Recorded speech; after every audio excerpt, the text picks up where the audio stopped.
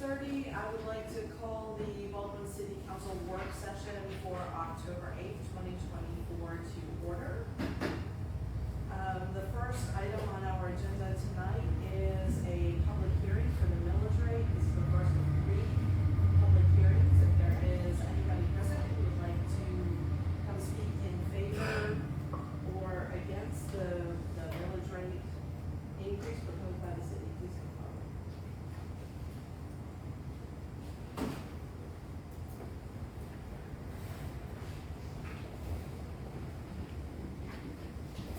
Council, how long will we?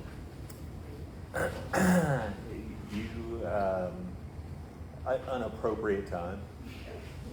I think it would be appropriate to leave it open, you know. A few minutes. Yeah, a few minutes just while you do your new business, perhaps. It's a short meeting anyway. Okay, while we are waiting for the public to arrive, there being no old business, we'll move on to new business. First item of new business, Lazy Fire Service Mutual Aid Agreement, Ms. Woodmaster.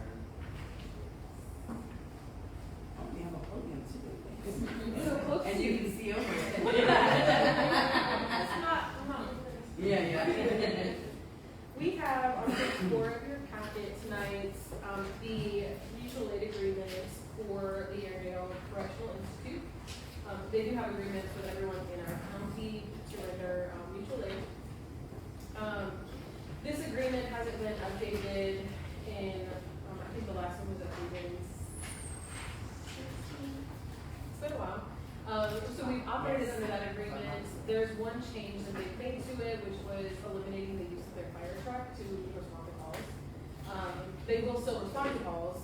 It's just not always a guarantee that their apparatus will show up. Yeah. That's the only amendment made, and we are requesting that we authorize Joe Wheeler to sign the agreement. So, okay, so I know in 2018, actually was telling, one of our media outlets here, the newspaper, we were talking about 2018, we negotiated the service delivery strategy. And at the time, I understood, what there was a council member at that time that explained, you know, hey, we respond to the county and the county does not pay us for anything. So I got a little fired up and I was like, wait a minute, that's just not right. Well, we canceled the automatic aid agreement at that time. And a little bit, sometime later, and I don't remember how long, well, yeah, it's 2 years. Because I went and spent time with our fire department, our police department, and our public works department at that time. And it was explained to me how it really works. And so I did a little more digging and found that it was atypical for a city to reimburse, or for a county to reimburse the city for service delivery, for, you know, for automatic aid. And it was just something that they did to where we jumped in and it's a trade-off in services and things like that. So anyway, so thankful that we went back into the automatic aid agreement, and that was thanks to Chief Floyd and the council at that time. So what we're saying here is that the county is saying we can't promise that we can send a fire truck in that automatic aid. The Airedale. Me and oh, I wanted the whole thing. Well, anyway, that's the information. So never mind. Anyway, yeah, just lazy. Just lazy. Which we're just thankful to have whatever service that they can. We're very thankful for whatever they can provide us. So I'll shut up now. And you go trade that they did with that Yes, fire. yeah. That we still do. That's I mean, amazing. they're out here. What a great partnership. Okay, well, makes sense to me. Yeah. I have a question for legal counsel. There are no dates on this other than the signatures. So is this for a specific time frame? Should it be? It doesn't say like this is for 1 year, 3 years. So, intergovernmental agreements technically can be up to 50 years. It does not have a effective date or effective or termination language at all. I don't think you can imply that. I would think probably what the law would do is treat it as a sort of, like, kind of like a month to month. You know, and you obviously, you cannot be bound to this beyond anything that you would agree to. And so since you haven't agreed to that, it's terminable. Awesome. Hopefully not from that. Oh. Able to be terminated if you determine so. I don't think if I can even say that word if I start turning it. Are we okay Yeah. moving this forward Tuesday night? Yes.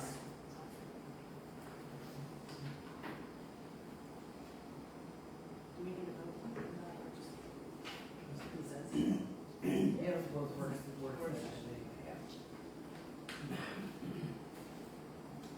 Okay, the next item of business is purchase of Skag mowers, water wastewater treatment facilities. So either Ms. Emily or Fletcher who is presenting this. I can do that. You can do that, okay. On page 7 through 10 of the packet are the requests from both the water treatment plant and the wastewater treatment plant for new Skag mowers. The ones that they have are currently 15 years old. So it's time. They don't, I guess they don't get used as hard as public works. I actually think that one of them was from the fire department. right? Yeah. Or Oh, public, really? no, from public works to the fire department to one of the departments. Wow. See? The water plant we can't has a use lot that more stuff. grass, but yeah, the wastewater plant is not, but nothing like how it works, that's correct. Yeah. So they last longer. See, you got 3 quotes too. Thank you. So do we know what the emergency smells at? They Kawasaki's. Okay. You're saying it, Kawasaki, yeah. It always comes up. It's never gonna die. I'll never let it go. It's never. These are both mowers are budgeted items in this. Okay. What's gonna need? Are you ready this month, Tuesday night?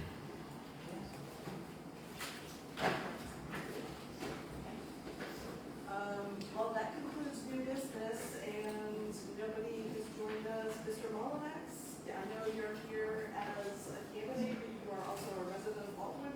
Are you speaking this evening? Thank you for coming. Thank you. Okay, there being no new business, we will move on to announcements. I think this is officially short. Right. The 7th Annual Baldwin Fall Festival will be October 19th from 12 p.m. to 8 p.m. at the Baldwin Farmers Market in downtown City Park. Enjoy live music, local crafters and vendors, a wide variety of food trucks, and closing fireworks show. As always, admission is free. Join us for Movies in the Market on October 25th at 8:30 p.m. Bring your own lawn chair blankets and join us for a free night at the Farmers Market at 110 Airport Road. This month we are showing Kangaroo Jack. Concessions will be available with all proceeds going to Shop Within Your Own. And our last announcement, the City of Baldwin is hosting Fall Amnesty Day on November 7th. Baldwin Public Works will pick up and dispose of trash that would normally need to be taken to the landfill.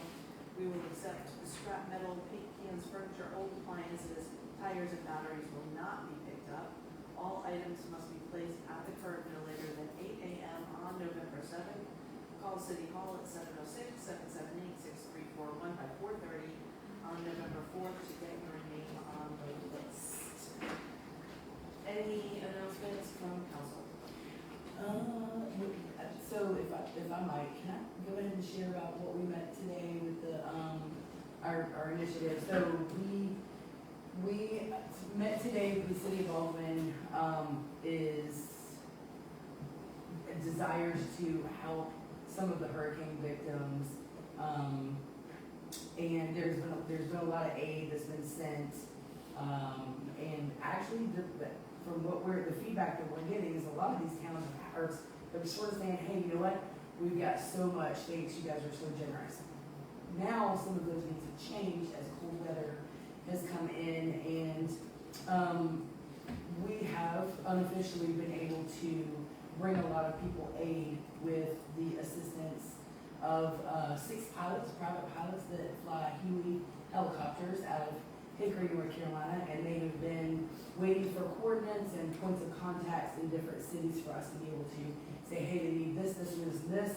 They have warehouses full of supplies, and they've been flying these out.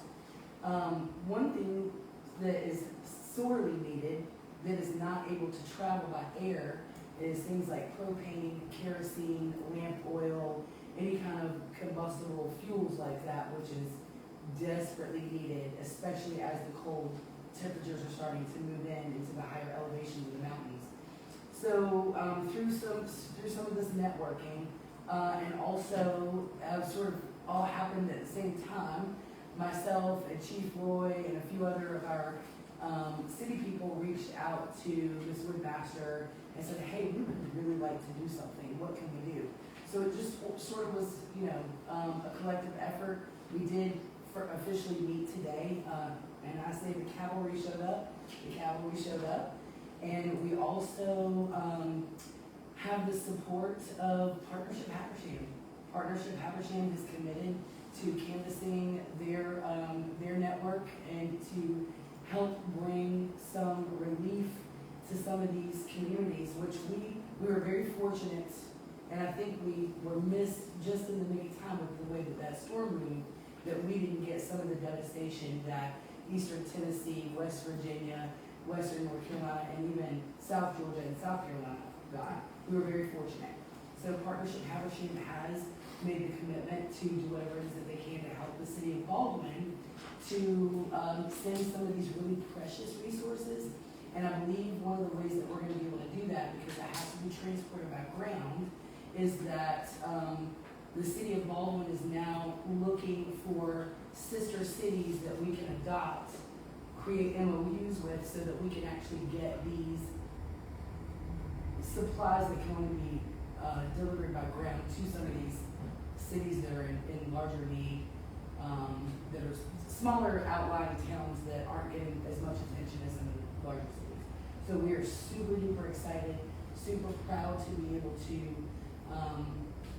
reach out to our Appalachian community and get them the help that they desperately need. It's a really tragic situation. I don't think any of us really understand the magnitude of it, being that we are sitting very comfortable here in Habersham and Meigs counties. So, How can we support the initiative? Do you want financial donations? yeah, What do you want? so financial donations are fantastic. I think also we discussed in our meeting that 20-pound propane cylinders are very easy to transport, like pack mule or ATVs or whatever, smaller vehicles that can kind of get up into the less reachable areas. And so, those, the most expensive part are the actual propane bottles. So we intend to ask the community to, a lot of times people have empty propane bottles that we can then go and exchange. So if you want to bring propane bottles, we are definitely taking financial donations where we can go and purchase propane, kerosene, lamp oil, camp stoves, some PPE, because we'd also like to be able to assist some of the first responders. I think as council and mayor and our chief administrative officer and our department heads, we know that public safety equipment is really expensive. So I can't even imagine what it's going to be like for some of these smaller cities who have lost fire trucks and equipment. I think that they can really use as much support as they can get. So also businesses that would like to help us fill those propane bottles, help us fill kerosene jugs, gasoline. We'll need some gasoline too, but lamp oil or PPE donations, solar chargers, anything like that that's going to help would be tremendous. Well, thank you so much for heading that initiative. Extremely important. So we'll watch the next storm.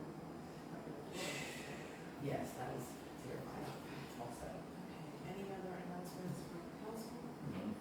Announcements from staff? City Hall will be closed on Monday, due to the holiday. That's right. So our regularly scheduled Monday meeting will be Tuesday evening back in the courtroom. Okay. That's it. I need a motion to adjourn. I'll make that move. Motion from Councilman Bencher. Do I have a second? Oh, we need to close the Oh, hearing. okay. Yes. Oh, yeah. Do I need a motion to do that or just consider? declare it closed. We declare that closed, public hearing closed. Okay, I have a motion from Councilman Bender, I have a second from Councilman Keith. All those in favor of adjournment? Aye. Any opposed? Better not. 15 minutes, is that our? That's, I think that That's might be pretty a quick. record.